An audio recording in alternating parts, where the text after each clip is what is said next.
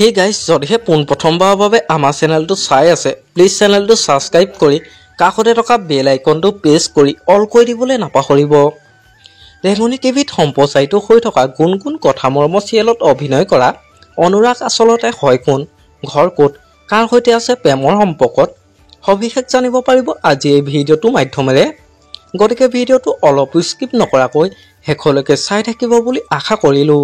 গুণগুণ কথা মৰম চিৰিয়েলত অভিনয় কৰা অনুৰাগৰ চৰিত্ৰত অভিনয় কৰা অভিনেতাজনৰ আচল নাম হ'ল অনিৰ্বাণ কলিতা। অনিৰ্বাণ কলিতাৰ ঘৰ হৈছে মঙলদৈত। অনিৰ্বাণ কলিতাৰ শিক্ষাগত অৰ্হতা হ'ল তেখেতে M.Com পাছ কৰিছে। অনিৰ্বাণ কলিতাৰ পৰিয়ালত মাক, পত্নী আৰু এগৰাকী ভনীয়েক আছে। মাকৰ নাম হ'ল হিমাদ্ৰী কলিতা।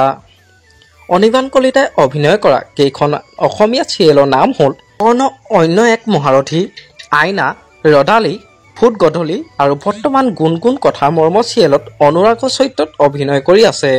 অনিৰ্বাণ কলিতা পত্নীৰ নাম হৈছে চিংকি চুম্পী কলিতা।